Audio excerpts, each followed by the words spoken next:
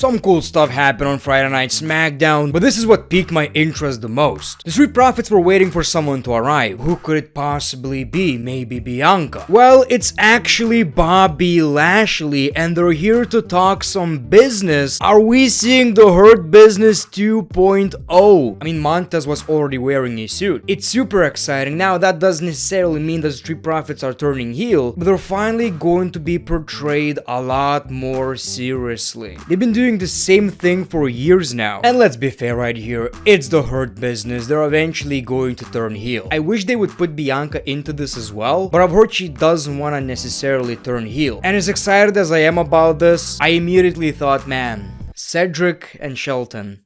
Come on. But of course, welcome back to another episode of Greatness of SmackDown. Let's talk about the rest that happened on this show. It kicked off with Jay arriving to the arena, and then we saw Bianca Belair talking about her championship match tonight. She's going to face Asuka for the Women's Championship. She says people say good things come to those who wait. Triple H literally said that about LA Knight, but she found it hard to follow that advice. Tonight is finally the night she's getting the championship rematch, and it's her night. We see Charlotte Flair, and they were actually pretty friendly. You know, Charlotte Flair wished Bianca Belair luck, and they talked about a potential match at SummerSlam. Charlotte made it clear she's next in line, and I feel like WWE did this whole segment for a simple reason. They kinda wanted to see how the crowd reacts to a potential Bianca Belair versus Charlotte match at SummerSlam, and it was fine. The crowd reacted, but it wasn't that crazy, and honestly, it's not necessarily a match that I'm crazy about, you know. I think it would be great, obviously, but taking the championship off Asuka right now, in my honest opinion, is a very big mistake. Then we saw Pretty Deadly versus the Brawling Broods, which was actually a really fun match, and I still didn't change my mind, you know. I can't get excited about Pretty Deadly. I know they're good, that they're actually doing everything right.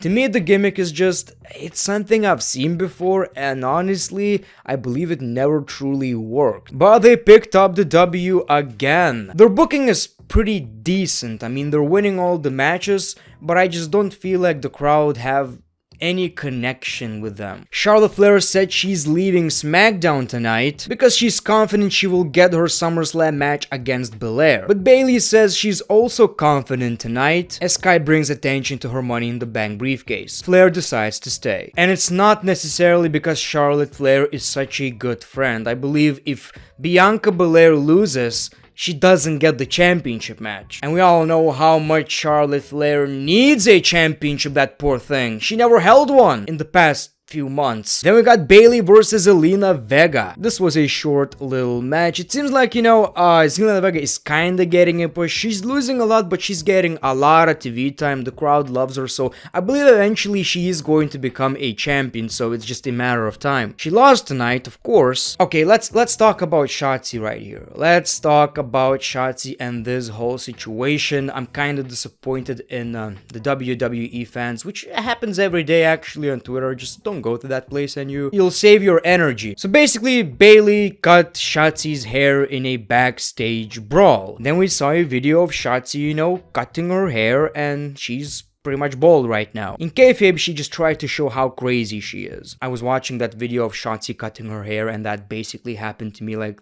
2 days ago. I can't get it up anymore. It's just way too short. I ruined it.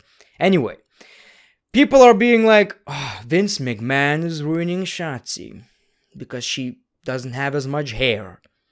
And I don't think it's even that big of a deal, right? Who cares? She's changing up her look. It's not that big of a deal. But what people don't seem to realize is that Shotzi's sister has cancer.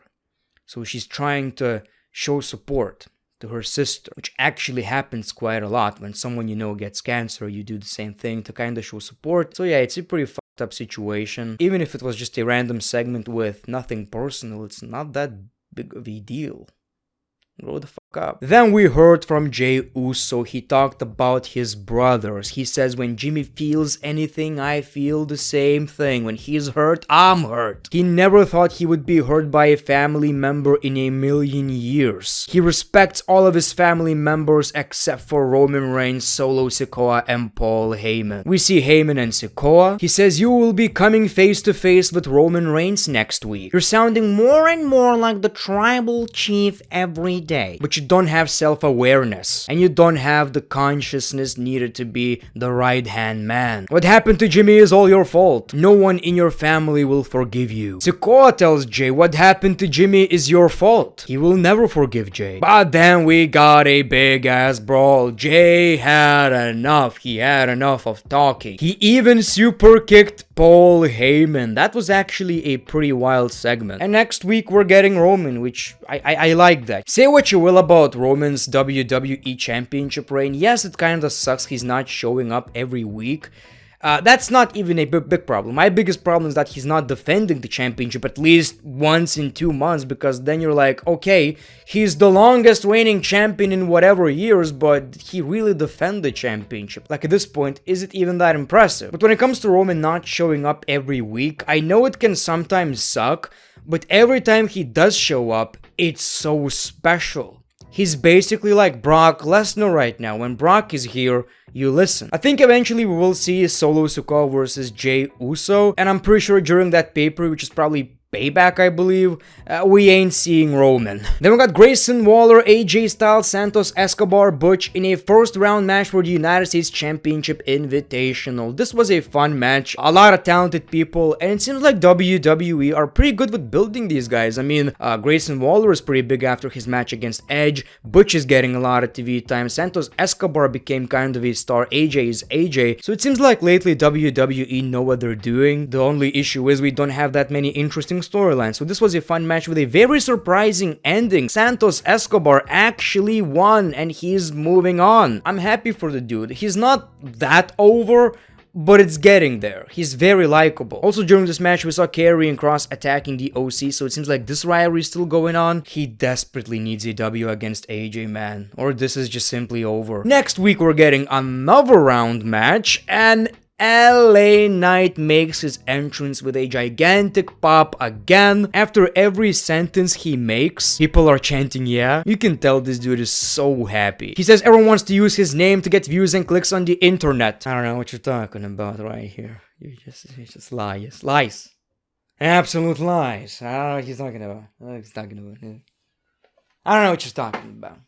He's the best decision WWE ever made. Austin Theory's United States Championship is in trouble. He says he's coming for Theory and his title, and no matter what you call him, you will be calling champ soon. Whose game is this? LA Knight. Wonderful. Wonderful. Every week he's getting that reaction. I know some of you are probably disappointed that he's going after a midcard championship, but let's be fair right now. Midcard championships have really grown in the past year. Like, they matter right now. When you win a midcard championship against someone, it's a big deal.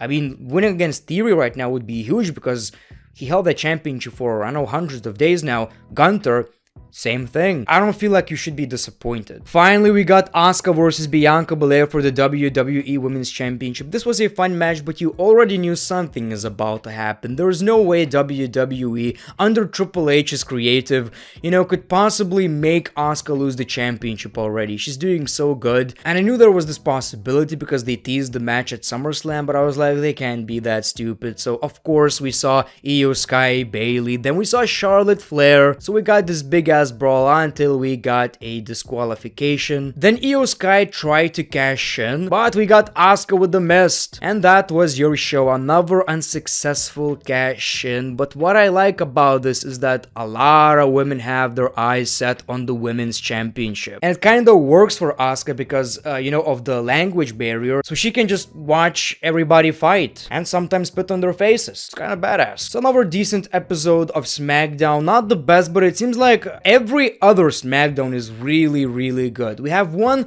okay SmackDown, great SmackDown, okay SmackDown, great SmackDown, and that mostly, depends on whether Roman Reigns is here or not. But yeah, thank you for watching this video. Let me know your thoughts in the comments below. As always, the great one, peace, love, and hugs. It's been a pleasure.